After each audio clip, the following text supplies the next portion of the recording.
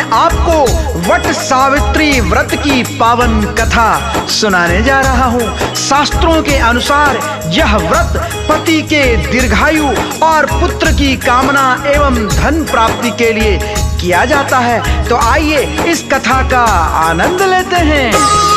हम वट सावित्री व्रत की आपको कथा सुनाते हैं, पावन कथा सुनाते हैं। माँ सावित्री की महिमा का वर्णन गाते हैं, हम कथा सुनाते हैं।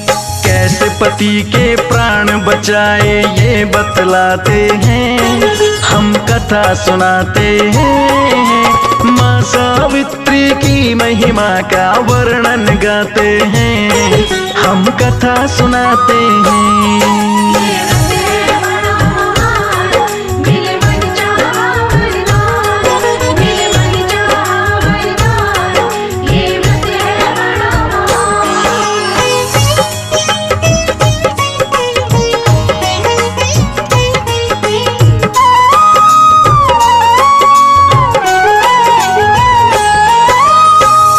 भक्तजनों, सावित्री व्रत की महिमा का वर्णन महाभारत में भी किया गया है। जब श्री युधिष्ठिर महाराज ने ऋषि मार्कंडेय जी से पूछा कि द्रौपदी से पूर्व क्या कोई पतिव्रता स्त्री है, तो उसके बारे में हमें बताइए। वट सावित्री व्रत की भक्तों करेंगे हम गुणगान, महाभारत के पर्व में इसका किया गया है बखान। ऋषि मार्कंडेय से पूछा युधिष्ठिर ने एक बार, द्रौपदी से पहले हुई है कौन पतिव्रता नार। उसकी गाथा अमर हुई है, वो थी अति महान।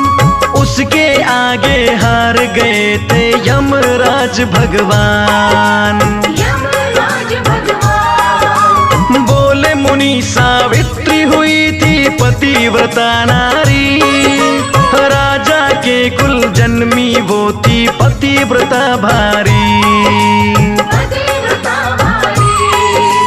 विनय करें युधिष्ठिर ऋषि तो फिर बतलाते हैं, पावन कथा सुनाते हैं। माँ सावित्री की महिमा का वर्णन गाते हैं, हम कथा सुनाते हैं।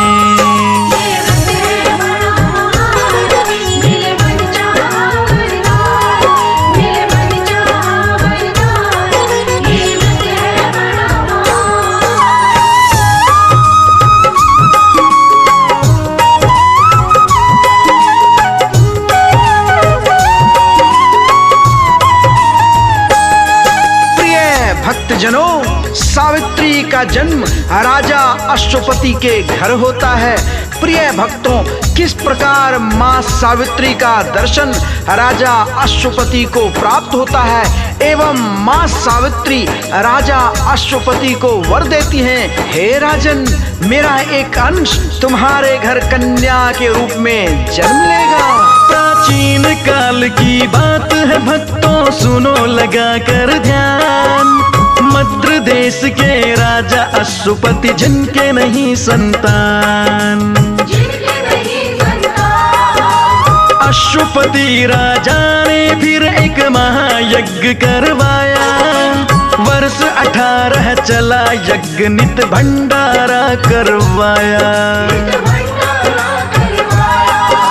राजा के तप देख सावित्री माता हुई प्रसन्न, मेरे अंश से जन्मेगी कन्या राजा तेरे आंगन। कुछ समय के बाद भूप घर जन्मी एक कन्या, रूपवती गुणवंती दिखती सावित्री सी माँ। कन्या माँ का ध्यान लगाती सभी बताते हैं, पावन कथा सुनाते हैं। माँ सावित्री की महिमा का वर्णन गाते हैं, हम कथा सुनाते हैं।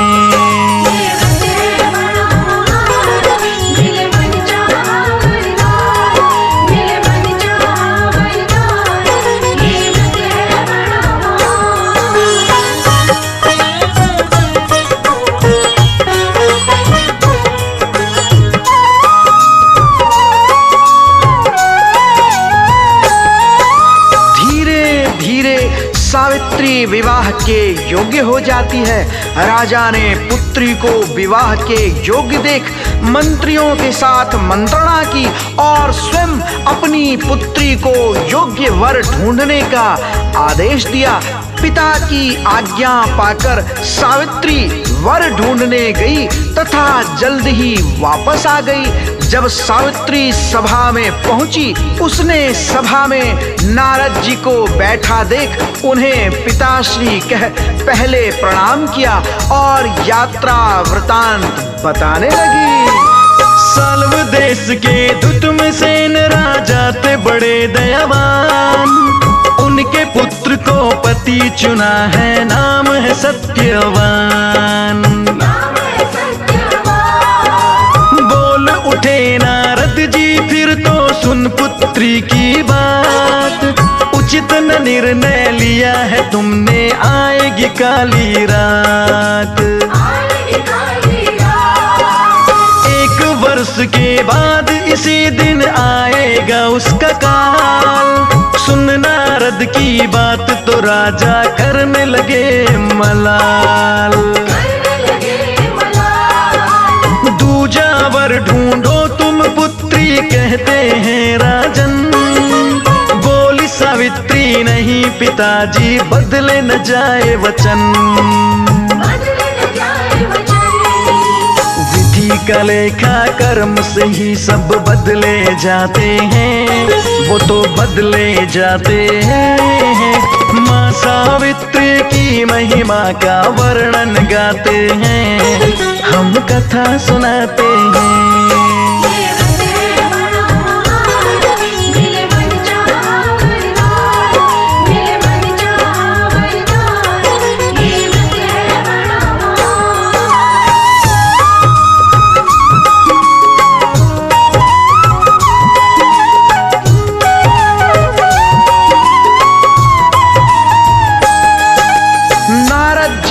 भरी सभा में पुत्री के वचनों को सुनकर राजा से कहा, हे राजन, मैंने जो सत्यवान के बारे में भविष्यवाणी की है वो तो अटल है, किंतु पुत्री के वचन भी सत्य और अटल हैं, इसलिए हे राजन पुत्री का विवाह कर डालो। बोले नारद वचन अटल है राजा पुत्री का, कर डालो निर्विघ्न काज शुभ बंधन पुत्री का। इतना कहकर नारद जी ने किया है फिर प्रस्थान, राजा ने शुभ मुहूर्त में कर दिया है कन्यादान।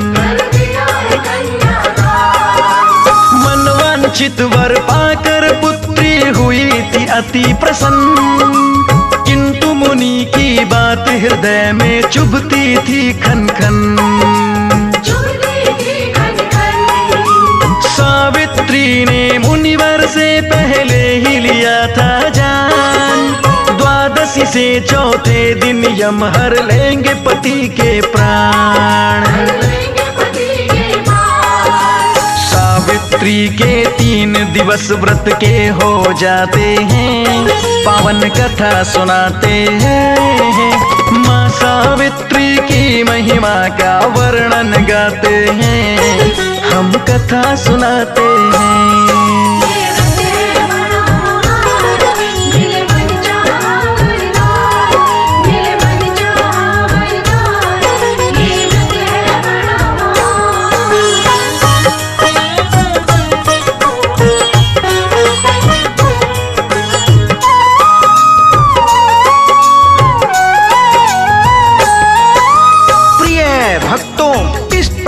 सावित्री अपने पति के प्राण रक्षा हेतु 1 वर्ष के लिए माँ सावित्री का व्रत रखती है, और जो व्रत के 4 दिन बच जाते हैं तो चौथे दिन सास ससुर के चरणों में प्रणाम कर देवों को नमन करती है एवं सत्यवान के साथ वन जाने की जिद करती है। अपने सास ससुर की आज्ञा लेकर पति के साथ वो वन को चली जाती है। रोज की भांति सत्यवान लकड़ियां काटकर गट्ठर बांध रहा था, तभी उसका सर चकराने लगता है। उसने सावित्री से कहा, प्रिय, मेरे सर में दर्द हो रहा है, मैं विश्राम करना चाहता हूँ। सावित्री सत्यवान का सिर अपनी गोद में रखकर बैठ जाती है। फिर क्या होता है, आइए कथा के माध्यम से जानते हैं। समझ गई सावित्री संकट में है पति के प्राण, विनती करती हाथ जोड़कर, लाज रखो भगवान। तभी वहाँ यम सत्यवान के हरण प्राण आए। पूछा परिचय सावित्री ने, यम है रहे बतलाए। यम मैं धर्मराज हूँ, हरता सबके प्राण। अभी मृत्यु हो जाएगी जब हर लूंगा मैं प्राण। सत्यवान के प्राण वो हर कर चल दिए फिर यमलोक। सावित्री भी चल रही पीछे, रही न उनको टोक। पीछे आता देख सती को यम घबराते हैं, पावन कथा सुनाते हैं। माँ सावित्री की महिमा का वर्णन गाते हैं, हम कथा सुनाते हैं।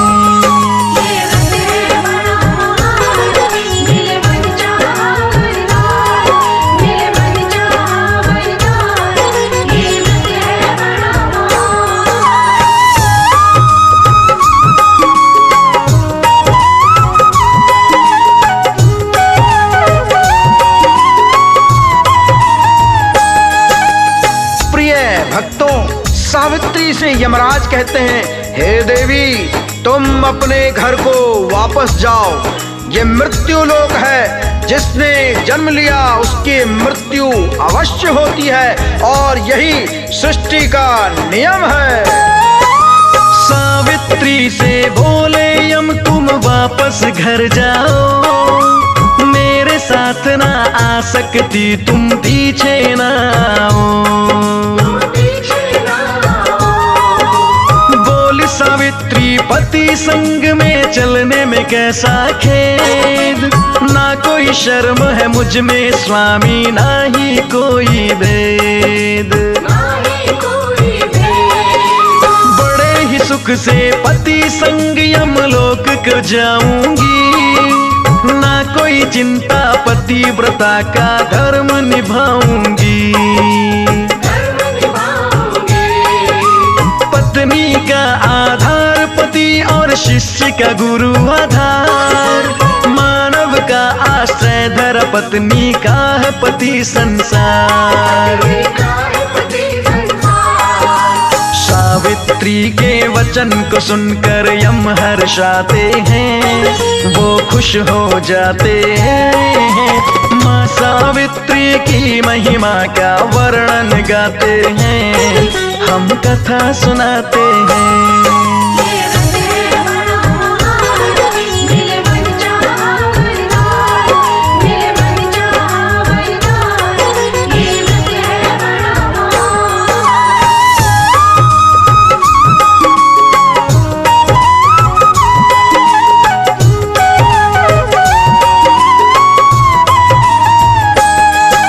सावित्री के धर्मार्थ और अर्थपूर्ण वचनों को सुनकर धर्मराज प्रसन्न हो जाते हैं और सावित्री से मनवांछित वर मांगने को कहते हैं।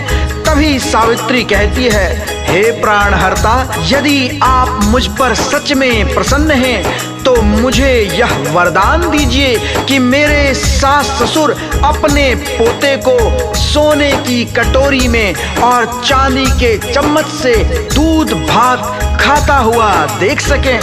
यमराज ने कहा, तथास्तु, ऐसा ही होगा।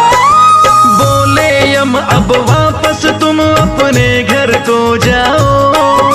सास ससुर की करो जा सेवा, पीछे ना आओ।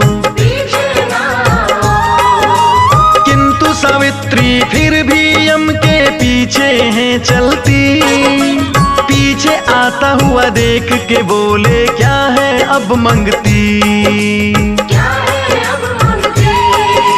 सावित्री बोली पति संग में ना है कोई क्लेश, ये तो मेरा धर्म है भगवान कहते श्री गणेश। धर्मराज फिर तो खुश होकर देने लगे वरदान, मेरे सास ससुर का शासन वापस दो भगवान। सावित्री